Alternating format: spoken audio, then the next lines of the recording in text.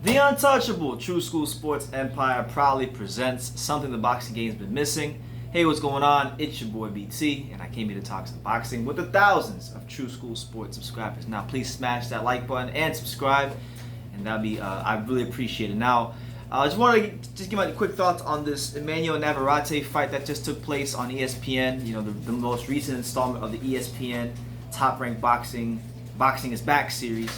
Just took place. It was in Mexico tonight. A bit of a later start time. You had Emanuel Navarrete experimenting because, as many of us know, he's plotting a big move up to featherweight, going from 122 to 126, and that's what he did tonight. He fought a featherweight. He fought Uriel Lopez, who was 13-1 coming into this fight tonight. You know, a tough, durable Mexican journeyman. You know, and I would definitely say, just from watching him fight and just doing a little bit of homework on his resume, he's someone that is better than his record would indicate.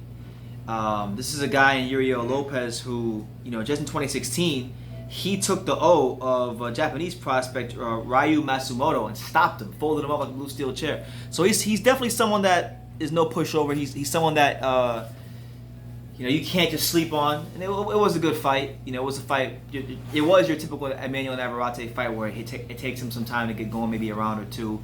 But then as he began to get hit, he began to let his hands go and settle into a rhythm himself, throwing punches from the ground, from way over here, and just throwing all these kind of crazy combinations. So it was a good fight for him. He wound up stopping this dude. I believe it was in the 5th or 6th round. And the irony of it was when Lopez began to hit him and have some success, Navarrete wasn't having no more of it, and he said, you know what, to hell with this shit, we're going home. I need to get this knockout. So he got his 27th straight victory. He improves to, I believe, 32-1, and you know, he pretty much put the featherweight division on notice tonight that he's coming for the top fighters in the featherweight division. Now, talking more about his potential with the featherweight, you know, you got some attractive fights there for Emanuel Navarrete. You got obviously Shakur Stevenson in the picture, who's a champion. You got Zhu Can in the picture. You got Josh Warrington in the picture.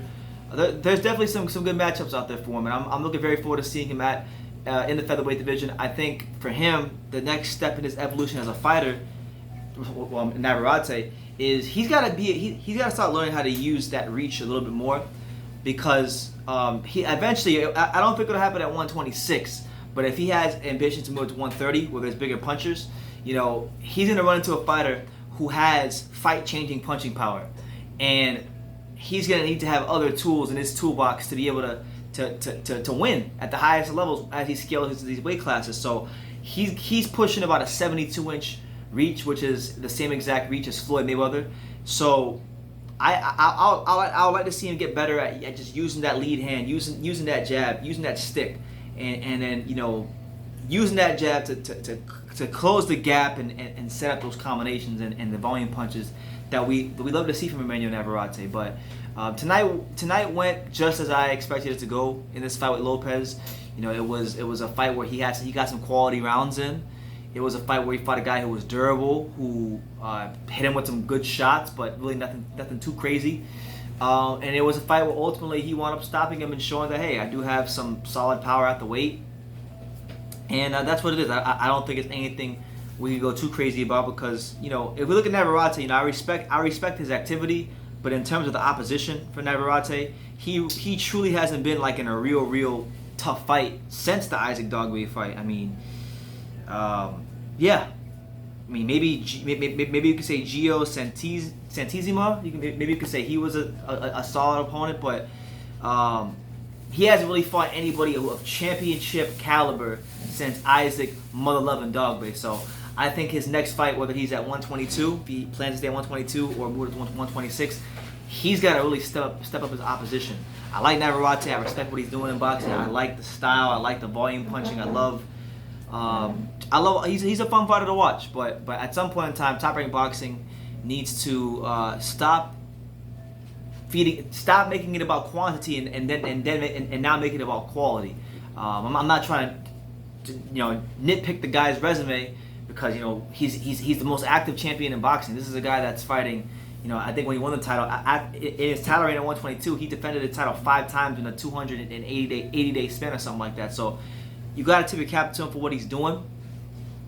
But I think his move to featherweight has to really be him announcing himself, not just to the hardcore boxing fans, but to the world as one of the premier fighters in boxing. If he truly is that. And the only way you can truly do that is by fighting the top fighters. So I want to see him in there with the Zhukans. I want to see him in there with the Shakurs and your Josh Warringtons. Josh Warrington in particular, I think, is a fight that he should look into because they both have that volume punching style. It's a Mexico versus UK fight, so I think it's very sellable, even though there's nobody in the crowd because of, you know, social distancing. But we got Pops here. What did you make of Navarrete's performance against Lopez? Just basically for him, it's just scoot in a little more. Basically for him to just keep the engine running and keep himself tuned up. Everybody knew coming in that what he's going to do. He's going to dominate the fight and do what he always does, very active going forward and going to the body, then going back up to the top and more to the body. And the opponent they had, of course, he was just another journeyman in his way. And like I said, just get that engine tuned up. But what I do like about him, he reminds me of a throw back old-time fighter where he keeps himself active. He keeps himself, he doesn't care who the opponent is. I'm just going to go in the ring. Apparently in this fight, he didn't even care how much money he was going to get paid. He just wanted to go ahead and keep himself tuned up. He loves the fight. So respect to him, and I look forward as the opposition he faces is more competitive. That he gets the opportunity to fight better fighters that are out there that are sitting out there and to challenge him and see how really good he is. We already know how his punch output is. So respect to him, respect for another victory, and people better watch out for him. There you have it.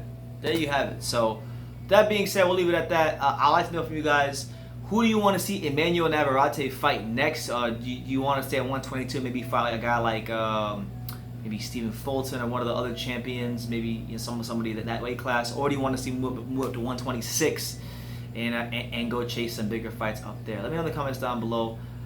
Take the time to subscribe. And like I say in every single one of these videos, you can love me or you can hate me, but I'm just Gift from Daniel. So until next time, take care, guys.